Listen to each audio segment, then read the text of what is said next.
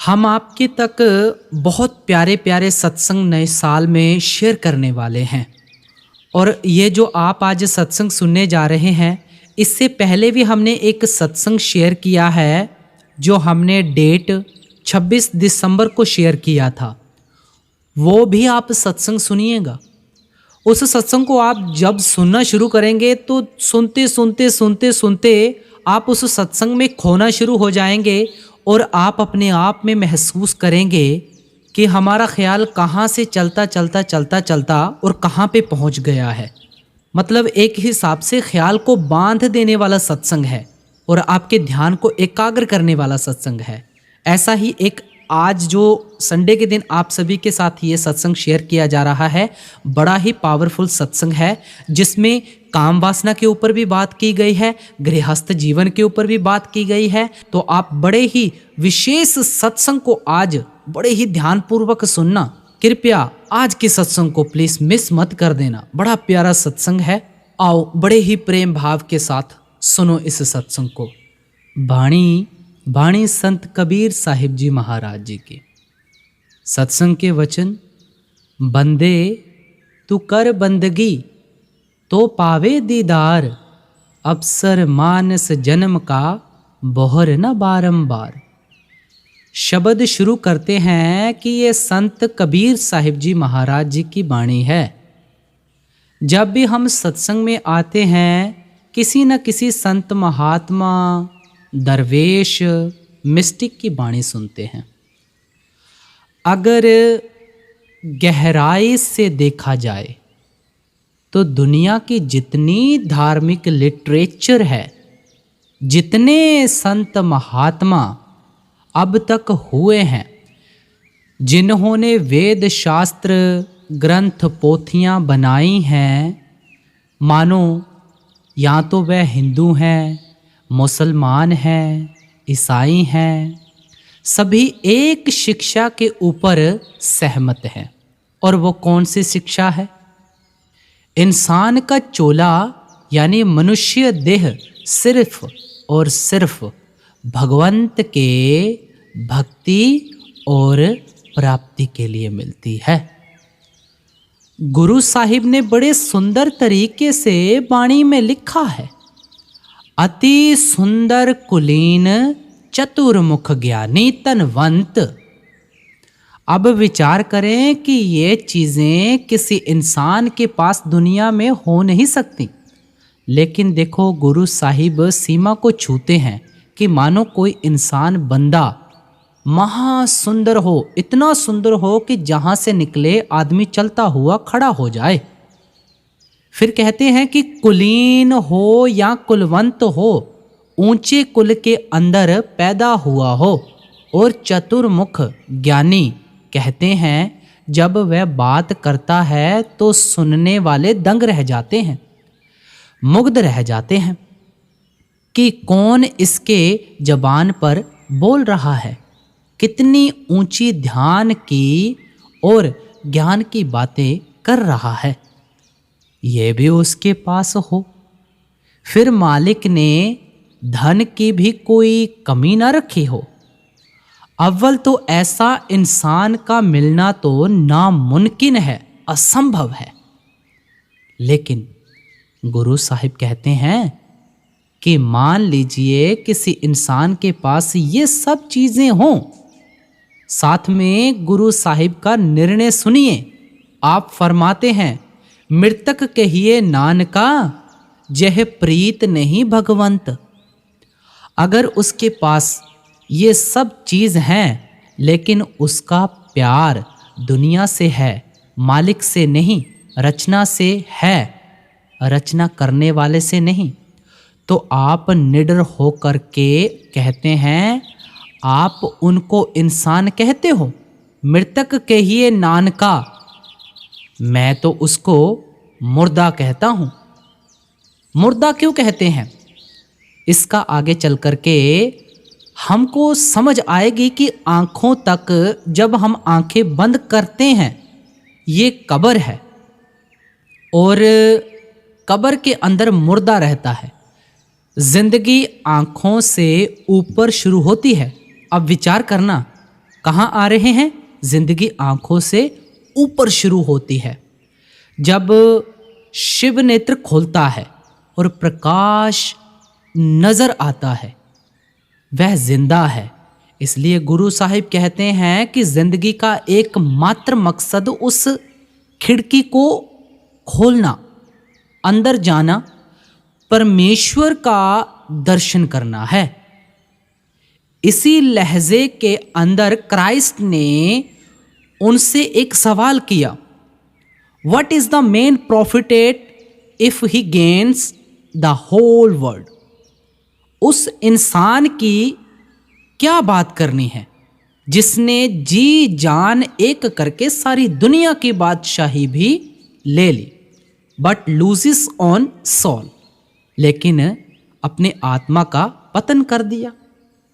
आत्मा का पतन क्या है कि मनुष्य चोला मिला है आत्मा को तन और मन से आजाद होने के लिए, कर्मों के कर्जों को अदा करने के लिए, स्वच्छंद होकर के उड़ करके परमात्मा में समाने के लिए कहते हैं।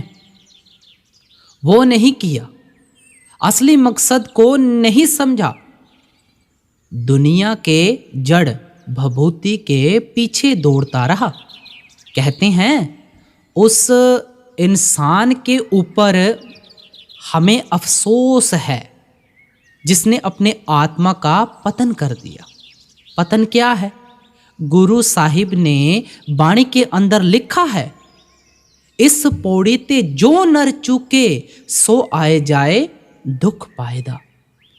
ऐसे खतरनाक मोड़ पर इंसान खड़ा है, ऐसे खतरनाक मोड़ पर कि अगर सही दिशा में कदम उठाएगा तो छत पर चढ़ जाएगा, पांव फिसलेगा तो 84 छिपी हुई नहीं है। हमारे सामने कितने कीड़े मकोड़े हैं, पशु पंखी हैं, पानी के जीव हैं, बेअंत 84 का नक्शा हमारे सामने है। कहते हैं ये क्या है? आत्मा का पतन, इस पौड़ी से गिरना। फिर चरणदास महाराज जी ने समझाया, भर मत आयो तेरे को प्यारा। पता नहीं है मैं तेरा युगों का इतिहास तेरे सामने रखता हूं। यह लोग परलोक के वली होते हैं, ज्ञानी होते हैं। कहते हैं तू बहुत झक मार करके कई जन्मों के बाद इंसान बना है, पाई मानुष दे, अब कर क्या ऐसो अवसर। फिर कहाँ ये बार बार इंसान का चोला नहीं मिलता? कहाँ मिलेगा ये चोला? 84 लाख यूनों के बाद ये इंसान देह मिली है। बहुत टक्करे मारने के बाद, मुद्दत के बाद ये चोला मिला है। नाम शतावी ले। शतावी का अर्थ क्या है? विलंब मत करो, कल के ऊपर ना रखो, आज से करो, ये शतावी का अर्थ है। और नाम का अर्थ है अंदर का प्रकाश, अंदर का कीर्तन कहते हैं, उसको पकड़ने की कोशिश करो। इसलिए इंसान का चोला मिला है। इसलिए संत महात्मा पहले हमारे सामने मालिक की भक्ति का परम मकसद रखते हैं। कहते हैं दे यानी शरीर लेन देन अदा करने के लिए मिला है, बाल बच्चों की सेवा करनी है, सेवा लेनी है, दुनिया की जिम्मेदारियों को निभाना है, लेकिन मन परमेश्वर में रखना है। मन की 2 अवस्थाएं होती हैं। हम तो संसार के कीड़े बने हुए हैं, दुनिया के गुलाम बने हुए हैं। उस मालिक का गुलाम बनना है, दुनिया की मर्यादा से सेवा करनी है। इस प्रोसेस को रिवर्स करने के लिए समय समय पर, वक्त पर महात्मा आए। आज कबीर साहब हमको समझा रहे हैं बड़े महाराज जी सत्संग के अंदर कबीर साहब के ज़माने की एक वार्ता सुनाया करते थे कि कबीर साहब का गुजरना एक खेत के पास से होता था। कबीर साहब ने एक बुजुर्ग को देखा जो खेती के अंदर व्यस्त था। कबीर साहब ने उनको आकर के कहा, बाबा अब तो जिंदगी की शाम हो गई, दुनिया के धंधे बहुत किए, अब मालिक की भक्ति भी कुछ करने की कोशिश कर। तो वह बाबा क्या बोलता है कि बच्चे लायक हो जाएं, शादियां हो जाएं, अपने पांव पर खड़े हो जाएं, महात्मा जी बंदगी और भजन ही तो करना है, और क्या करना। कबीर साहब ने देखा इसका समय नहीं आया, चले गए। जानबूझ करके काफी वर्षों के बाद वहां से निकले। बाबा के पास जाकर के कबीर साहब प्यार से कहते हैं, भाई अब क्या इरादा है? कहते हैं, महाराज इरादा तो शुरू से ही शुभ है। कहते हैं, भाई अब तो तेरे लड़कों की शादियां हो गईं, उनको बच्चे भी हो गए, अब क्या बचा है? कहते हैं, ये लड़के मेरे इतने बेपरवाह हैं कि दिन भर पता नहीं कहाँ वहाँ चक्कर काटते रहते हैं। थक करके चूर करके रात को आते बेहोश होकर के नींद में चले जाते हैं। मैं चारपाई पर बैठा होता हूँ, क्षण में मुझे रात भर खांसी चलती है और मैं जागता रहता हूँ। अगर मैं नहीं जागूं महाराज, ये जितने हमने पशु पाले हुए हैं ये चोरी हो जाएं। महात्मा जी ये करना भी तो जरूरी है। कबीर साहब ने देखा कि इसके तकदीर का कपड़ा अब सिलाई से परे है। कभी कभी कपड़ा इतना पुराना हो जाता है कि उसको सिलाई करना नामुमकिन हो जाता है। कबीर साहब चुपचाप चले गए। कुछ अरसे के बाद निकलते और देखते हैं कि चारपाई खाली पड़ी हुई है। घर वाले बताते हैं, बाबा परलोक चला गया। कबीर साहिब सोच में पड़ गए। अब इन महात्मा और हमारे अंदर फर्क क्या है कि हम आंख बंद करते हैं और अंधेरा नजर आता है। ये शरीर के दायरे से निकलकर मालिक के दायरे तक पहुंच चुके हैं। कबीर साहब ने सोचा कि जिसका घर के साथ इतना मोह था, इतना चिपका हुआ था, वो गया कहाँ? अंतर ध्यान होकर के देखते हैं कि इनकी एक गाय है, उनके साथ इनका विशेष मोह था, बहुत प्यार था। उसका बछड़ा बन करके बाबा आया। अब तो बाबा नहीं है, उसका नाम बछड़ा है। बड़ा हुआ, बैल बन गया। उन्हीं लड़कों ने, उन्हीं पोतों ने उनको खेत में चलाया, डंडे मारे। बैल को ये पता नहीं कि डंडे मारने वाले कौन हैं, और डंडे मारने वालों को ये पता नहीं कि बैल कौन है। फिर काफी अरसे के बाद जब उन्होंने देखा कि बेकार हो गया है, उन्होंने किसी बैलगाड़ी वाले के यहाँ बेच दिया।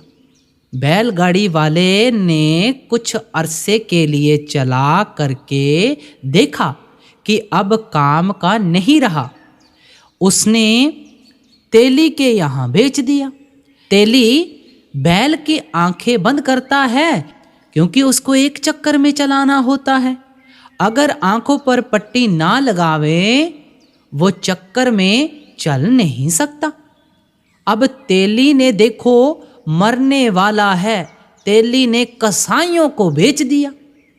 और इस सारी वार्ता को और इंसिडेंट को, अंतर के अनुभव को कबीर साहिब जाते वक्त बाणी के अंदर लिख के गए। अब क्यों लिख के गए कि जो अज्ञान की पट्टी हमारे आंखों पर चढ़ी हुई है, ये कुछ ढीली हो, हम उतारने की कोशिश करें। आपने वाणी के अंदर इस सारे वार्ता को किस तरह लिखा? बैल बने क्या वो बाबा, बैल बना बैल बने, हल में जुते, उसके बाद ले गाड़ी में देन, तेली ने कोल्लू रहे पुन घेर कसाई, लेन यह चौथा स्टेज, आगे मांस कटा बूटी बिकी चमड़न मरी नकार। कबीर साहिब इतनी बारीकी से देख रहे हैं।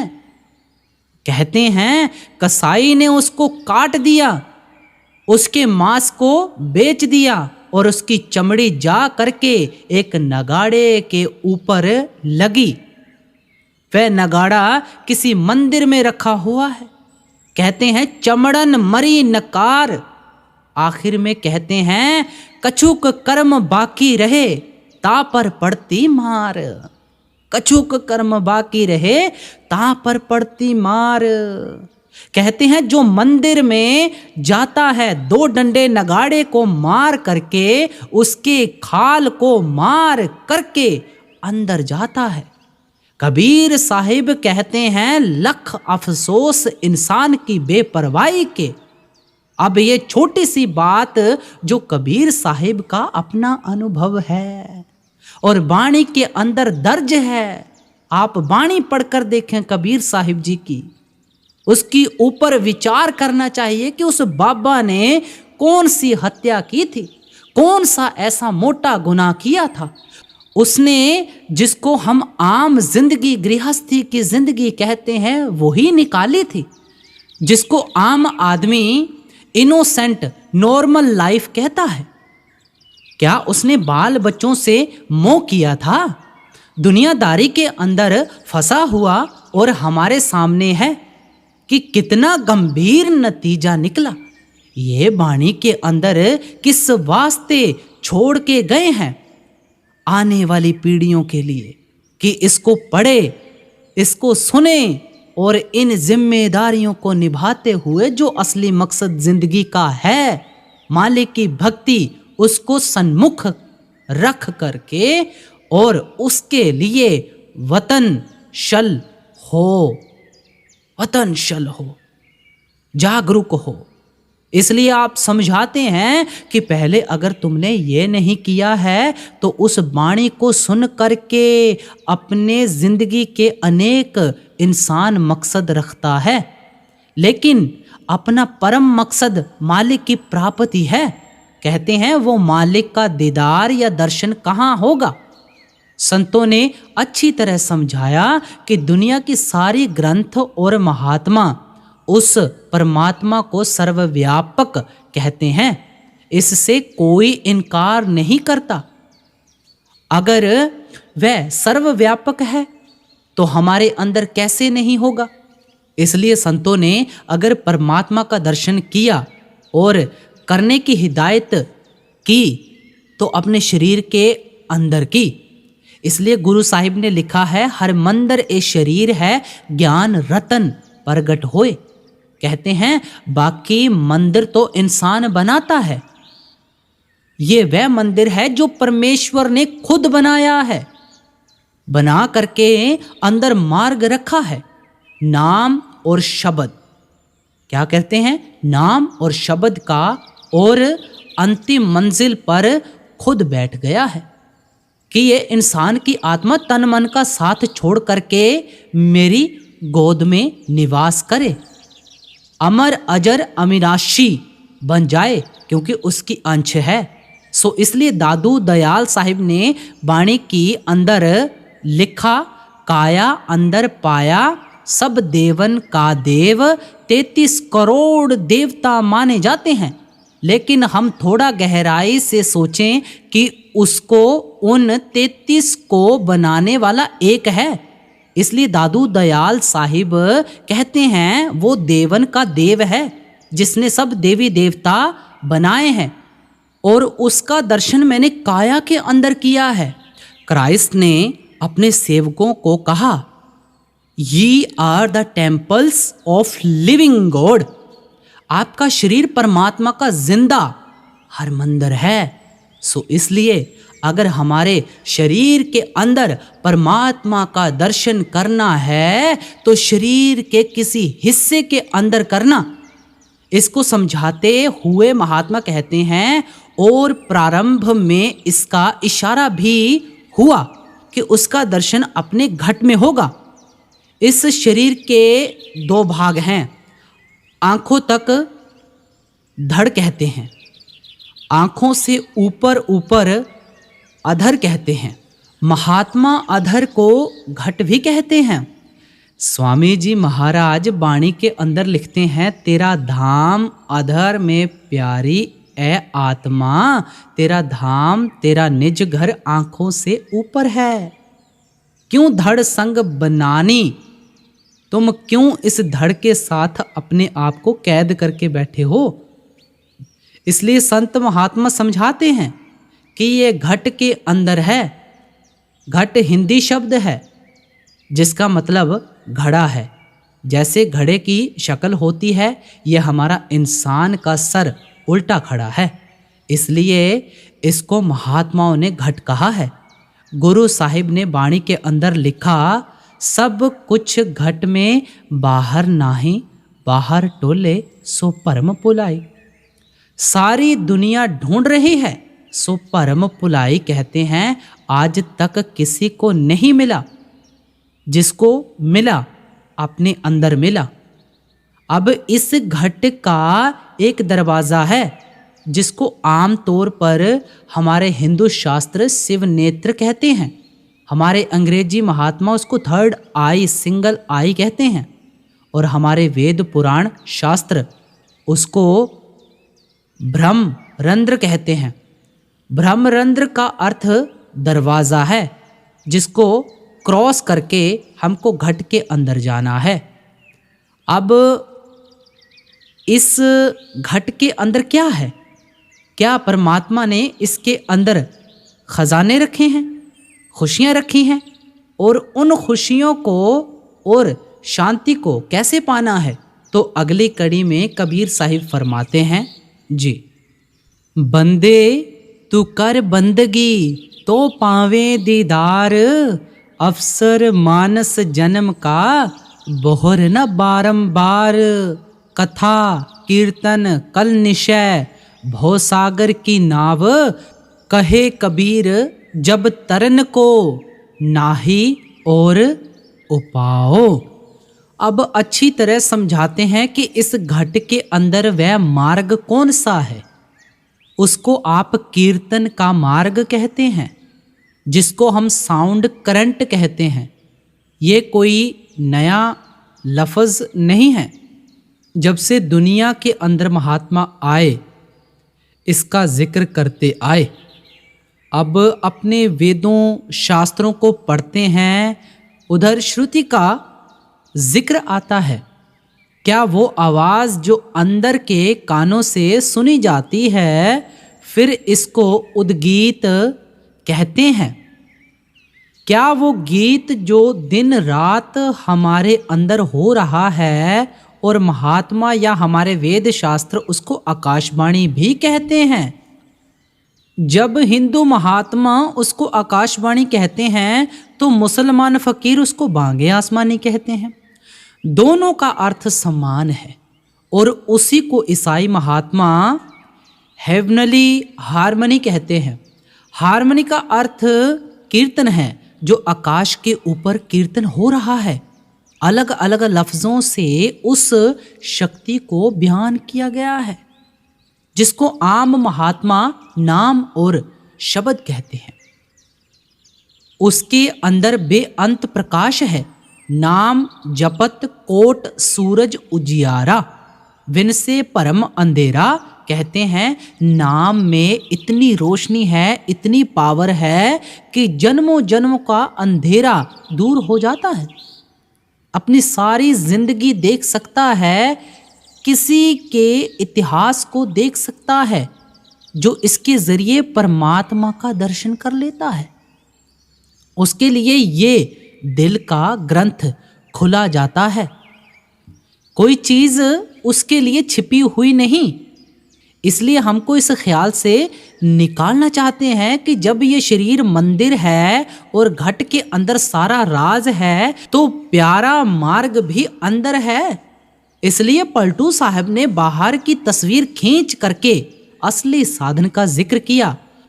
पलटू जब के किए सरेन एको काज, आज तक तेरा कार्य पूरा नहीं हुआ, रास नहीं हुआ, क्या तेरी आत्मा आज फिर भी कैद में है?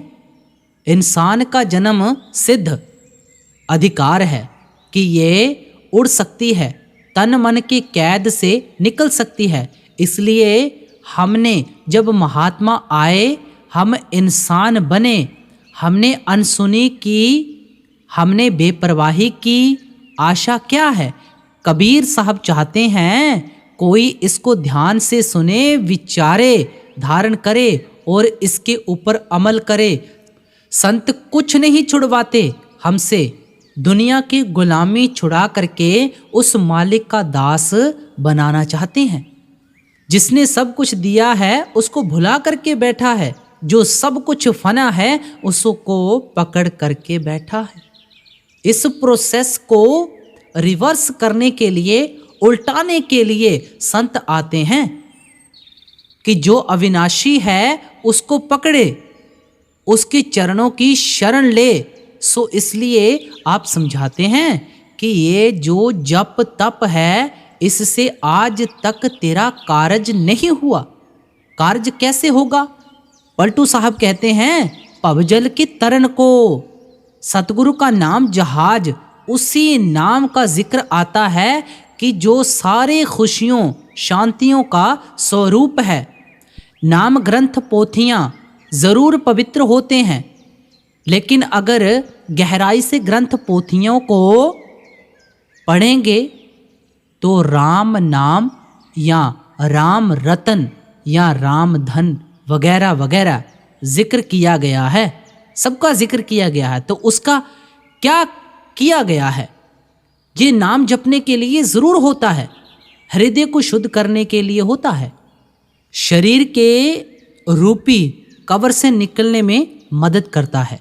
लेकिन मुक्ति और शांति उस अंतर के नाम की तरफ है। इसलिए आप समझाते हैं कि इस कलयुग के अंदर भवसागर से तरने का एक ही उपाय है, वो है कथा कीर्तन। देखो देखो किस तरह हम तोड़ मरोड़ देते हैं कि इसको बाहर के कीर्तन और बाहर कथा से जोड़ देते हैं। तुलसी साहिब ने जब वाणी के अंदर लिखा, सुत दारा और लक्ष्मी पापी के भी होए संत समागम। हर कथा का मतलब अंदर का कीर्तन, संतों का समागम बाहर ज़रूर होता है, उनके चरणों में हम ज़रूर जाते हैं। लेकिन वह आते क्यों हैं? बाहर की हमको इस कब्र से निकाल करके अंदर का मार्ग तय कराए। तुलसी दुर्लभ दोए। अब कोई इस अर्थ को गहराई से नहीं विचारेगा तो उसकी सोच, उसकी गलती है। महात्माओं ने समझाने में कोई कमी और कसर नहीं रखी। गुरु साहब ने वाणी के अंदर लिखा, कलयुग में कीर्तन प्रधाना। कोई कीर्तन का गलत अर्थ लिखे, लगाए, इसलिए आपने क्या फरमाया, गुरमुख जपिए लाए त्याना। तुमको जब गुरमुख मिलेगा, संत मिलेगा, वह तेरे को अंदर लगाने की विधि देगा, अपने ख्याल को एकाग्र करने का तरीका बताएगा, फिर जाकर के तेरे को अंदर का कीर्तन मिलेगा। इसलिए आप समझाते हैं कि वह बाहर के जितने कर्म धर्म किए जाते हैं, अगर भगवान के मिलने के निमित्त भी किए जाते हैं तो प्यारे ज़्यादा से ज़्यादा शुभ कर्म हो सकते हैं। तेरे को मुक्ति का साधन चाहिए तो नाम की कमाई कर पाई। अंदर जाने से होगा जो होगा। अब घट के अंदर नाम गूंज रहा है, नाम चमक रहा है, खुशियों का दाता है, बेअंत शांतियों का भंडार है। उसको कैसे पकड़ें? कबीर साहिब तीसरी कड़ी के अंदर जिक्र करते हैं, कथा कीर्तन कल विश्व पबसागर की नावर, कहे कबीर जग तरन को नाही और उपाव, कथा कीर्तन करन की जाकी निस दिन रीत, कहे कबीर वादास से निश्चय कीजय प्रीत। अब अच्छी तरह समझाते हैं कि इसके लिए उसका भेदी चाहिए, उसका जानकार चाहिए। आजकल जो कुछ भी हम अब तक सीखे हैं, बचपन में हम माता पिता से सीखे, फिर भाइयों बहनों से सीखे, फिर स्कूलों के अंदर कॉलेजों के अंदर सीखे, फिर ये ज़िंदगी भी एक बड़ा स्कूल कॉलेज है जहाँ इंसान गिरता है, ठोकरें खाता है, अनुभव पाता है और बहुत कुछ गलतियों के ज़रिए सीखता है। कहते हैं प्यारे तुम ऐसे नहीं सीखे, माँ के पेट से इतनी अकल लेकर के, बुद्धि लेकर के, तजुर्बा लेकर के पैदा नहीं हुए। गुजरे हुए से कुछ भी हम नहीं सीख सकते हैं। सो आपकी भावना क्या है कि जो कुछ भी तुमने दुनिया के अंदर भी अटैचमेंट की है वो किसी शिक्षक से की है, जानकार से की। इसलिए कबीर साहब ने वाणी के अंदर किसी और जगह लिखा, वस्तु कहीं ढूंढे कहीं। सारी दुनिया क्यों खाली फिर रही है कि वस्तु तो घट में है और खोज तीर्थ में हो रही है। इसलिए स्वामी जी महाराज ने खोल खोल करके समझाया, क्या दुनिया कहाँ कहाँ बाहर तलाश कर रही है, क्या क्या साधन अपना रही है। वस्तु कहीं ढूंढे कहीं, कै विध आवे हाथ, कह कबीर तब पाइए भेदी लीजै साथ। कहते हैं जो घट का भेदी हो उसी को हम महात्मा कहते हैं, दरवेश कहते हैं, मिस्टिक कहते हैं, साधु कहते हैं। साधु दुनिया के अंदर बहुत हैं। संत मत किसी की बुराई नहीं करता, आलोचना भी नहीं करता, सबको नमस्कार करता है। लेकिन काम किससे होगा? जो उस शब्द के साथ जुड़ा है। वो शब्द जो सृजनहार शक्ति है, क्रिएटिव पावर है, जिसने खंड ब्रह्मांड बनाए, जो परमात्मा का प्रोजेक्शन है, और गुरु उस शब्द से आता है।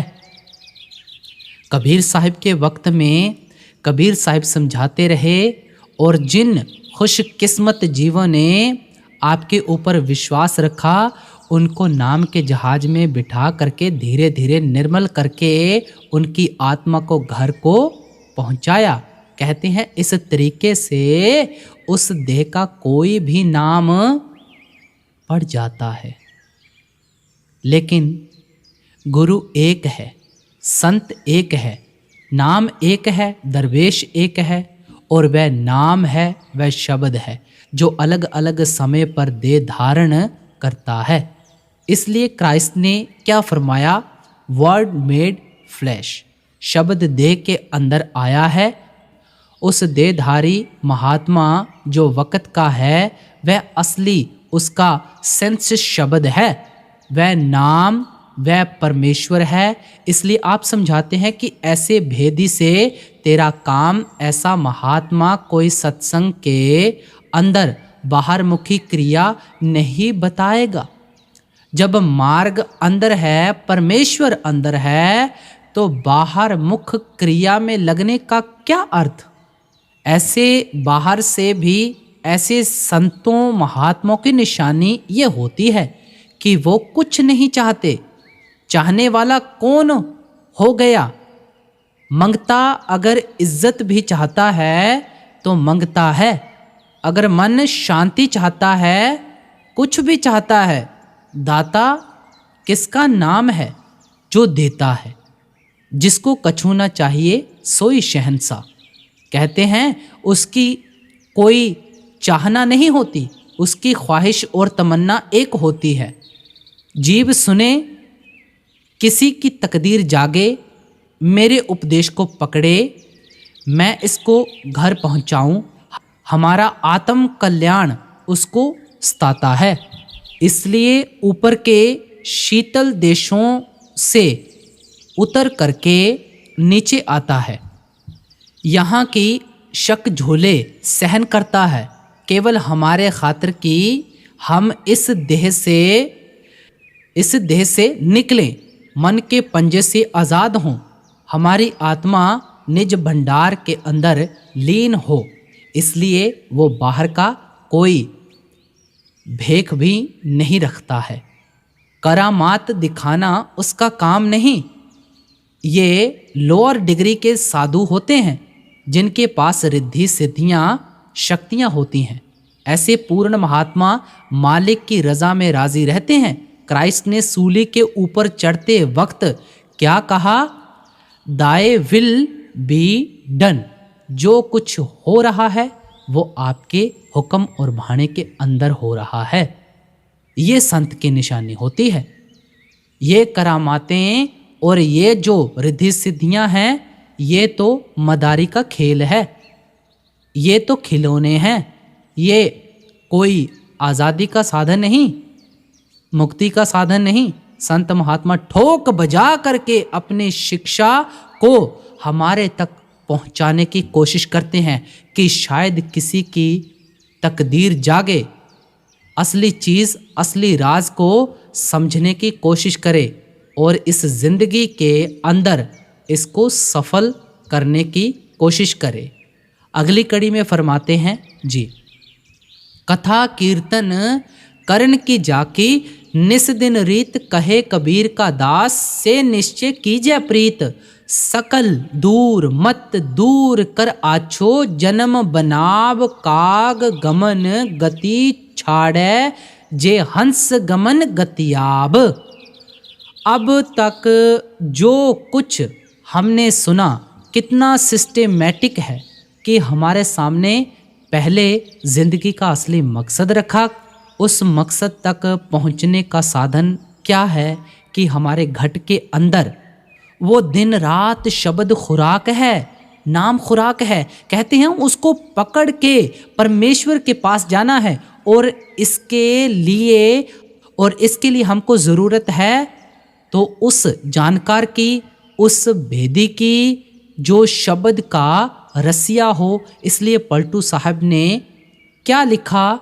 धुन आनी जो गगन की, सो मेरा गुरुदेव में उस महापुरुष के आगे माथा टेकूंगा जो मेरे अंदर को घंटे की धुन, अंदर की अनहद शब्द को प्रकट करे।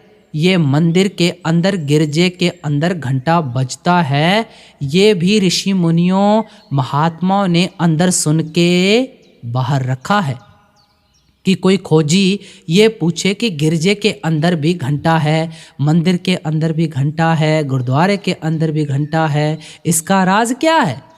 राज ये है वो घंटा हमारे अंदर दिन रात बज रहा है। क्योंकि दिन रात नॉन स्टॉप बज रहा है इसलिए उनको कहा अनहद शब्द। अनहद के दो अर्थ हैं कि वो नॉन स्टॉप है और फिर उसकी कोई हद नहीं है, क्योंकि वो त्रिलोकी से पार ले जाता है।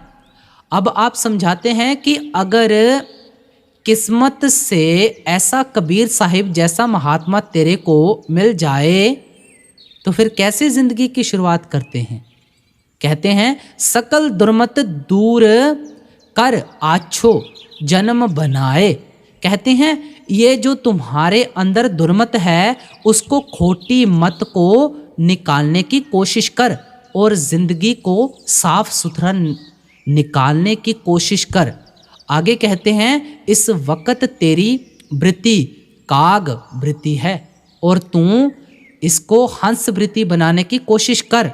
काग वृत्ति क्या है? कुएं की वृत्ति। कुआं काला और चोंच मारता है। विष और गंदगी के ऊपर हम गुनाहों से भरे हुए हैं। हम तो समझते हैं कि हम सफ़ेद कपड़े पहन करके अच्छे मकान में रह करके हम तो कुछ भी नहीं करते हैं, लेकिन जिनकी नज़र खुली हुई है वह क्या कहते हैं कि हम तो पाँव के नाखून से लेकर सिर की चोटी तक पापी हैं। चरणदास महाराज को हमने सुना है, दसों दिशा में मैल है, सब गंदम गंदा। जहां भी नजर फेरो कर्म। अगर आदमी कोलों के खान में चला जाए, क्या वो सफेद वापस निकल सकता है? कर्म कोयला है, जन्मों जन्मों से ये मन काला हो रहा है। इसलिए आप कहते हैं, कोई की वृत्ति छोड़ो, कालापन छोड़ो, गंदगी के ऊपर चोंच मारना छोड़ो और क्या करो, हंस वृत्ति बनाओ। क्या जिंदगी को कुछ हल्का करने की कोशिश करो, कुछ साफ सुथरा करने की कोशिश करो। ये वृत्ति होती है काग वृत्ति। उसमें क्या आता है? ऐसा संत महात्मा जो सच्चा और पूर्ण महात्मा होगा, वह हमारे को पहले आहार को शुद्ध करने की हिदायत करेगा कि किसी किस्म का मांस नहीं खाना, किसी किस्म का नशा नहीं लेना है, कि यह अंधकार पैदा करने वाली चीज़ है, हमारे आंखों के सामने है। जब घर के अंदर कोई शराब पी कर के आता है, घर वालों की देह कांपना शुरू हो जाती है। मालिक ये नींद में चला जाए तो जान छूटे, वह इंसान नहीं रहता, हैवान बन जाता है। कबीर साहिब कहते हैं, पैसे खर्च करके हैवान बनना ये कोई इंसानियत है?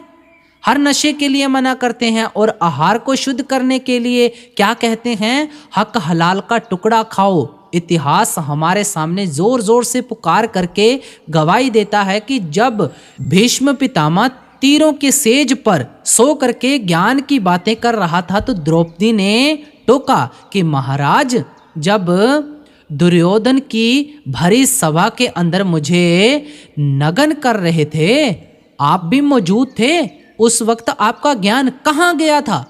आप मुख से एक वचन भी नहीं बोले। तो उस वक्त उन्होंने उत्तर दिया कि पुत्री, तू सच कहती है, मैंने दुर्योधन का पाप का कमाया हुआ अनाज खाया था, इसलिए मेरी बुद्धि मंद हो चुकी थी। अब मुझे तीर लगे हैं, मेरा खून निकल चुका है, वह गंदगी साफ हो चुकी है, मैं प्रकाश के अंदर खड़े होकर के बात कर रहा हूं। सो इसलिए आप कहते हैं कि सावधान होकर के चलना है जिंदगी के अंदर। सो इसलिए जैसा हम खाना किसी का खाएंगे, कबीर साहिब ने तो यहाँ तक लिखा, जैसा पानी पीजिए ऐसी बोली होए, भाई चोर के घर जाकर पानी पी करके आओगे, तेरे को चोरी के ख्याल आएंगे। ये सीधा साधा कानून है जिससे हम बच नहीं सकते हैं। हम तो चोरों ठगों से हाथ मिलाते रहते हैं, बगल गिर होते रहते हैं।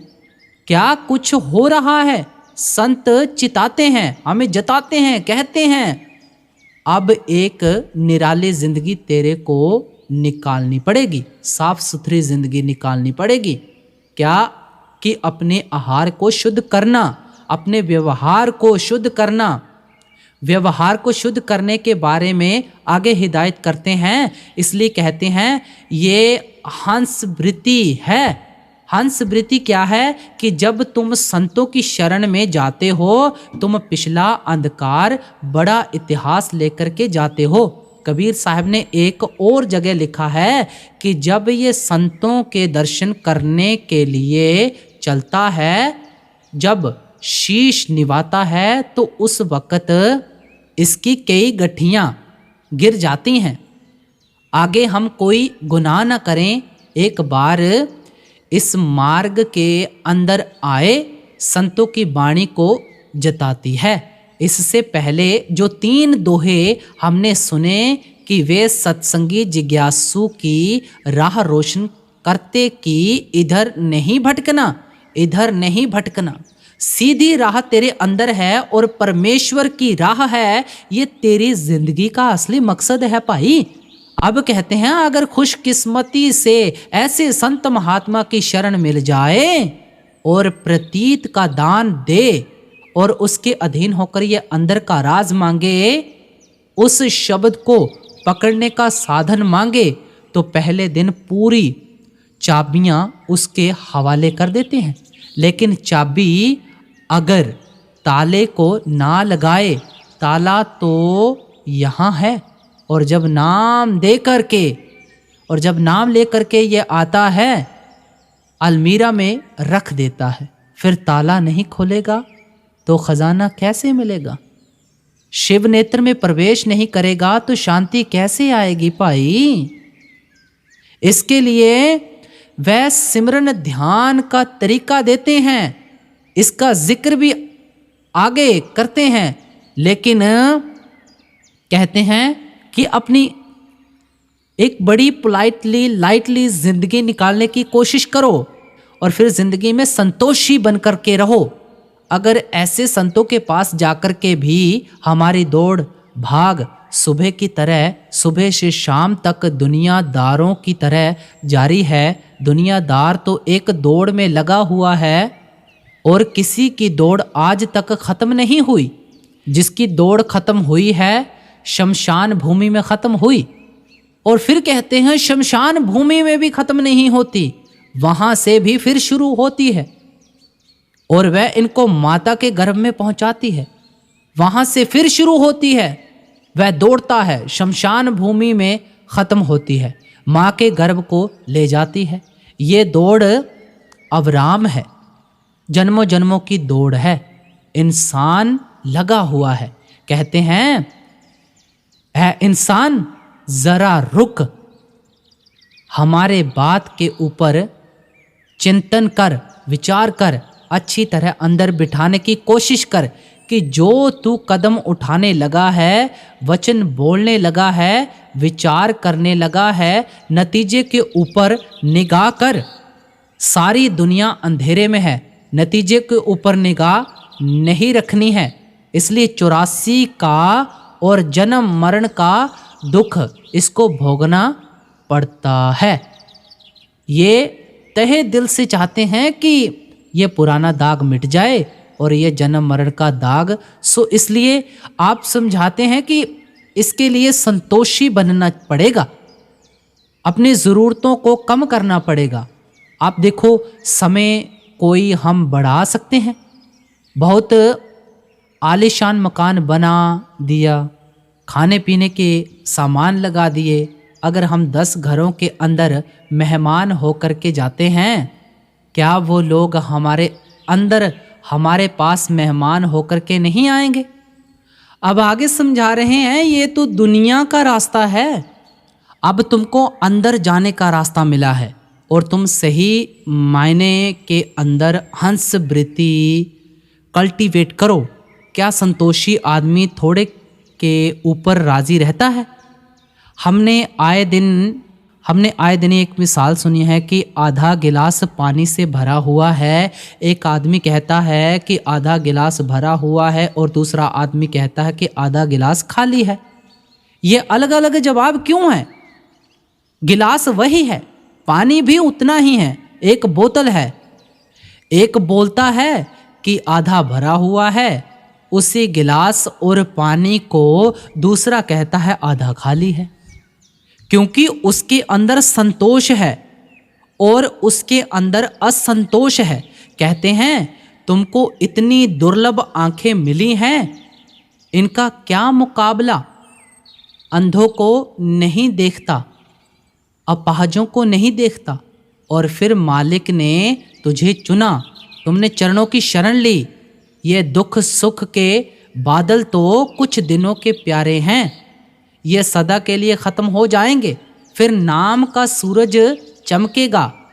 तू तो फूलों की सड़क पर चलेगा, तू दुनियादारों से कैसे मिलान करता है? 100 और अधिकार बड़े ऊंचे हैं। कबीर साहिब कहते हैं अगर ये पहला कदम सत्संगी नहीं उठाता है तो 30 साल के बाद, 40 साल के बाद, 50 साल के बाद भी हम कहते हैं मन में शांति नहीं, मन में सुख नहीं। जिसके अंदर भड़कती हुई आग है कि ये पहनने को चाहिए, ये खाने को चाहिए, इनके पास मिलने को चाहिए, वो अभी भी बाहर मुखी हो रहा है। ये संत मत हमको अंतर्मुख करना चाहता है, एकाग्र करना चाहता है, एक नुक्ते पर लाना चाहता है। कबीर साहब अगली कड़ी में फरमाते हैं, सकल दुर्मत दूर कर आचो, जन्म बनाए काग गमन, गति छाड़ दे हंस गमन गति आब, काम कथा सुने नहीं सुनकर उपजे काम, कहे कबीर विचार कर विसर जाते हैं नाम। अब रास्ते के अंदर जो रुकावट है उनका इशारा देते हैं, कहते हैं तेरा जो अब मार्ग हो गया वो नाम की कमाई।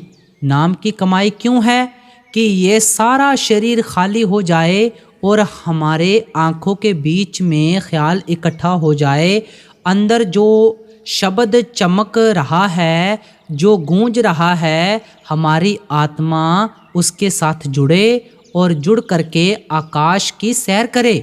कहते हैं दूसरी तरफ काम है, काम की टेंडेंसी डाउनवर्ड है, इसलिए कहते हैं काम कथा सुनिए। जो सत्संगी अपने ख्याल को काम से नहीं निकाल सका है वो नाम की तरफ जैसे जा सकता है आए। जो सत्संगी अपने ख्याल को काम से नहीं निकाल सका है वो नाम की तरफ कैसे जा सकता है। आए दिन हम सुनते हैं कि परमात्मा ने हमारे अंदर इंस्टिक्ट किसी पर्पस से रखा है और वो पर्पस संतान की उत्पत्ति है। लोग मरते रहते हैं, लोग पैदा होंगे तब उनका कारोबार चलेगा, लेकिन हर चीज़ की मर्यादा है। नदी बहती है दो किनारों के बीच में और जब पानी ज़्यादा हो जाता है क्या हो जाता है, बाढ़ आती है, हानि होती है। इसलिए गृहस्थ आश्रम की मर्यादा है, लेकिन फिर भी इशारा जब काम का करते हैं तो इनका विशेष इशारा स्त्री और पुरुष की तरफ होता है। कहते हैं नैन नीचे रखो, विचार ऊंचे रखो, गुरु का ध्यान सामने रखो। अगर गुरु का ध्यान रखोगे तो तुम सत्संगी हो। अगर कोई औरत और पुरुष आंखों के सामने घूम रहा है, तेरा गुरु वो कामनी है, कामी का गुरु कामनी। हम जो दौड़ रहे हैं पैसा पैसा, तुमने पैसे को देवता बनाया है, गुरु को छुट्टी दी है, सत्संगियों को खरी सुना रहे हैं। जब जुबान से कहते हो मैं फलाने गुरु का सेवक और चेला हूँ, तुम पैसे के चेले हो, तुम धन के सेवक हो। सो इसलिए कहते हैं जिंदगी को रेगुलेट करना पड़ता है। इतना ऊंचा उड़ने के लिए ऐसे ऊंचे पंख चाहिए और वो प्रेम के पंख हैं, श्रद्धा के पंख हैं। सो इसलिए आप समझाते हैं कि इस काम से जितना हो सकता है बचो। ना ऐसी औरत के पास बैठो, ना ऐसे पुरुष के पास बैठो, बैठने की फुर्सत कहाँ होती है। प्रेमी को वह तो अपने पापों को और चादर को धोने के अंदर लगा होता है। जो अपने काम में व्यस्त है उनकी इन बातों के सोचने का वक्त कहाँ मिलता है। गंदी गंदी तस्वीरें ना देखो, जितनी भी पिक्चर्स आती हैं उनके अंदर क्या होता है, बहुत भद्दी भद्दी तस्वीर होती हैं। उनके अंदर सिर्फ काम होता है और फिर लड़ाई होती है, क्रोध होता है। इस दो की सिवाय क्या होता है। एक फैमिली सर्कल बना करके टीवी के सामने जो भी प्रोग्राम आता है उसको देखते जाते हैं। बड़ी लज्जा की बात है। क्या सीरियल दिखाए जाते हैं, क्या सीरियल है, क्या पिक्चर्स दिखाई जाती हैं। ये दुनिया के लोगों के लिए हमारी राह न्यारी है। कहते हैं तू कहता है मैं बहुत बड़ा हो गया, ऊपर कोई असर होने वाला नहीं। कबीर साहिब नहीं मानते कितनी भी तेरी ऊंची अवस्था हो जाए, पराए पैसे का और पराई स्त्री का कभी भी संग नहीं करना चाहिए। सो इसलिए आप उपदेश करते हैं कि जितना हो सकता है कि ऐसे लोगों से बचने की कोशिश करो, ऐसे सिचुएशन से निकलने की कोशिश करो। ऐसे किस्म की किताब ना पढ़ो, कोई नवल ना पढ़ो, कोई मैगजीन ना पढ़ो जिसके अंदर केवल और केवल काम का जिक्र किया गया हो, बेकार की बातें लिखी हों। बेकार की तस्वीरें हों। हम मालिक को चाहते हैं, भगवान को चाहते हैं और थोड़ी सी कुर्बानी देने को तैयार नहीं है। एक दिन हमारे टीवी का प्रोग्राम मिस हो जाता है, खाना हजम नहीं होता है और वो आदमी दावा करता है बहन भाई कि मैं परमात्मा को हमारी सारी ज़िंदगी को ओवरहॉल करना चाहते हैं। सो इसलिए कहते हैं ऐसे गंदे पुरुषों की या गंदे लोगों की संगत सोबत नहीं करनी, कोई ऐसी किताब नहीं पढ़नी, कोई ऐसी तस्वीर नहीं देखनी जिसमें कि क्षमा और शांति और शील उड़ जाए, उसके वजब में काम क्रोध अंदर आ जाए। अब अगली कड़ी में फरमाते हैं काम कथा सुनिए नहीं, सुनकर उपजे काम, कहे कबीर विचार कर विसर जात है नाम। मधुर वचन है औषधि, कटुक वचन है तीर, श्रवण द्वारे होवे संकरे, साले सकल शरीर। अब कहते हैं अपनी बोली बदलने की कोशिश करो। कहते हैं मधुर वचन है औषधि। औषधि का क्या मतलब है? जख्म पर लगाओ, मलम ठंडा ठंडा होता है, जख्म के अंदर आराम हो जाता है। और फिर कहते हैं कटुक वचन है तीर, जो तुम जोश में आकर के बोलते हो तीर का काम करता है। और तीर कहाँ जाता है? दोहे के आगे वाले हिस्से के अंदर बताते हैं, कहते वह तीर कान के जरिए जाता है, सुनने वाला सुनता है और जख्म कहाँ करता है? हृदय को, जिसके अंदर परमेश्वर बैठा है, जिस परमेश्वर की तू खुशी चाहता है, जिस परमेश्वर का तू दर्शन चाहता है और तू दिलों को घायल कर रहा है। क्या मतलब है कबीर साहिब का कि जुबान को पहले जो मीठा सोचेगा वो मीठा बोलेगा। शुरुआत सोचने से होती है, इसलिए संत मत हमारे सारी थिंकिंग को रीडायरेक्ट करता है कि कोई दुनिया के अंदर बैरी नहीं है, कोई अपना पराया नहीं है। ये मन है जो बैरी है, किसी को अपना कहता है, किसी को पराया कहता है। अपना मित्र तो एक है और वो परमेश्वर है, वो नाम है, वो गुरु है। ये तीनों एक अलग नाम है लेकिन शक्ति एक है। आप देखो पानी को हम ठंड देते हैं तो बर्फ हो जाती है, पानी को गर्म करते हैं तो भाप हो जाती है, लेकिन तीनों का सेंस क्या है? परमेश्वर जब दुनिया की रचना खंडों ब्रह्मांडों की करता है तो उसका नाम शब्द है। जब वह जीवों को जिताने के लिए संसार में आता है उसका नाम सतगुरु है, महात्मा है, दरवेश है। सो इसलिए आप समझाते हैं तीनों का सेंस एक है, दरअसल एक ही चीज़ है। इसलिए आप समझाते हैं इस राह के अंदर ना दिख रहा है, एक एक विचार करो। जो चौकीदारी करेगा वो अपने वचन की चौकीदारी कर सकेगा और विचारों की चौकीदारी पहले दिन गुरु बता देता है। आगे चल करके कबीर साहिब समझाते हैं जब तुम्हारा ख्याल नाम के अंदर होगा, सिमरन के अंदर होगा, तो किसी की कोशिश के बारे में सोच विचार नहीं आएगी। जिसके बारे में तू सोचता है प्यारे उनकी शक्ल घूमती रहती है। कोई सेवा करता है, कोई तोड़ तोड़ करके सेवा लेता है। जो सेवा करता है वह अच्छा लगता है, जो सेवा तोड़ तोड़ करके लेता है वह हमको अच्छा नहीं लगता। लेकिन हम कारण भी जानते हैं कि ऐसे क्यों हो रहा है। जिसकी हमने सेवा पिछले जन्म में की है वह सेवा कर रहा है, जिसको हमने तोड़ करके काम में लिया है। या तो हिसाब किताब है, कोई पराया नहीं है, कोई अपना नहीं है। अपना तो एक परमेश्वर है, वो शब्द है, वो मालिक है। बाकी तो यहाँ दुनिया के लोग फंसाने वाले होते हैं।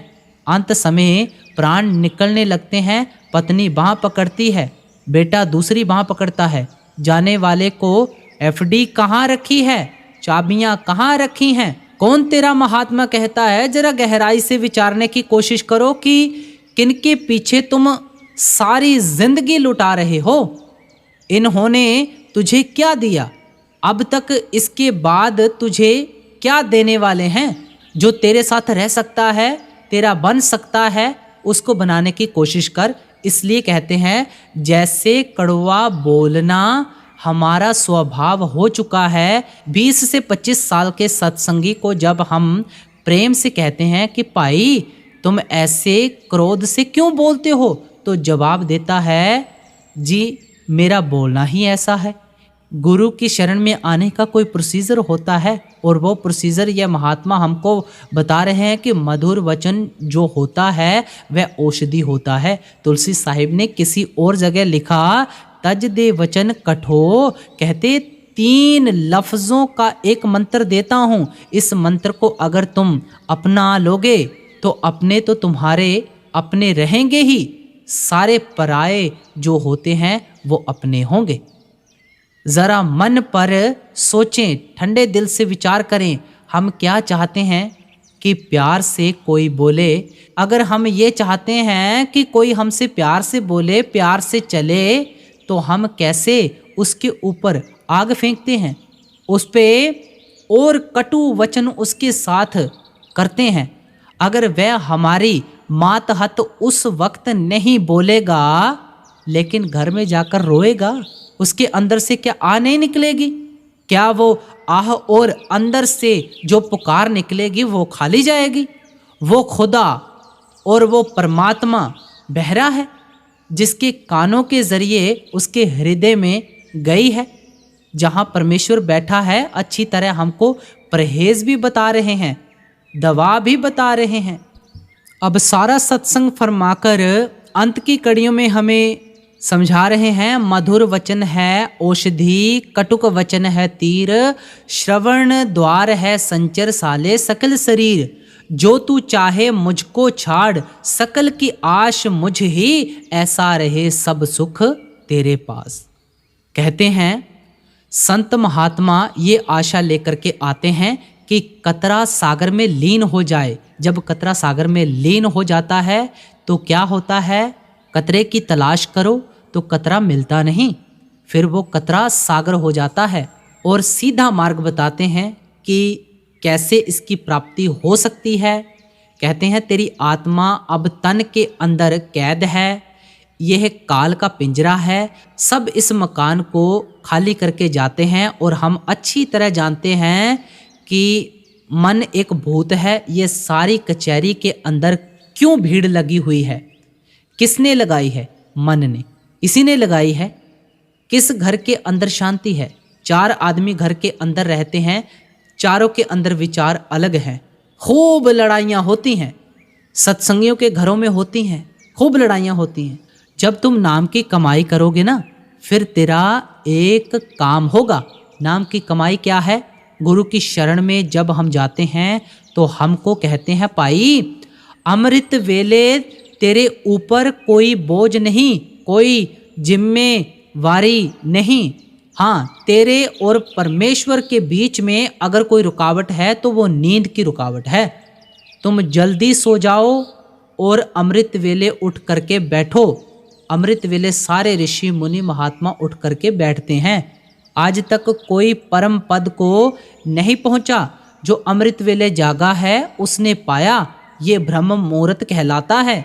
सारे वातावरण के अंदर शांति होती है, और ये जो वातावरण होता है ये भक्ति की लहरों से भरा होता है। उस वक्त मन के बोझ भूल जाओ, जिंदगी की चिंताओं को भूल जाओ, प्यारे नाम के ही बन जाओ। आशिक बन के बैठो, एक मन बैठो, एक चित बैठो, सारे दुनिया का ख्याल भूल जाओ। अब मालिक की खिदमत में बैठे हो, उसकी चाकरी में बैठे रहो। जब दिन भर तूने दुनिया की चाकरी की, अब मालिक की चाकरी कर। आपने मन को सिमरन के अंदर रखना है, आंखों के बीच में रखना है। ये नॉकिंग है, और दरवाज़ा जो बंद करके बैठा है वो अंदर है। जब ये देखेगा कि ये मेरे लिए तड़प रहा है, हम मीराबाई के शब्द पढ़ते हैं तो हमारे आंखों से आंसू बहते हैं। कभी विचारती है कि मीरा के दिल के अंदर कितनी धधकती हुई आग होगी। उसकी पुकार जो अंदर से निकली है आज उसके गीत और शब्द बने हुए हैं, उनको सुन करके आंखों में आंसू आते हैं। तो अंदर कितनी विरह होगी जब मालिक के अंदर मिलने के लिए ऐसी ज्वाला प्रकट होती है। फिर यह रोके रुकता नहीं है, फिर अंदर की खिड़की खुल जाती है, वह हमें हमारे को अपना बना लेता है, शब्द से जोड़ करके घर को पहुंचा देता है। कबीर साहिब ने जैसे शुरू किया ऐसे इसको समापन किया कि ज़िंदगी का मकसद क्या है और इस मकसद की प्राप्ति कैसे हो सकती है। राधा स्वामी जी।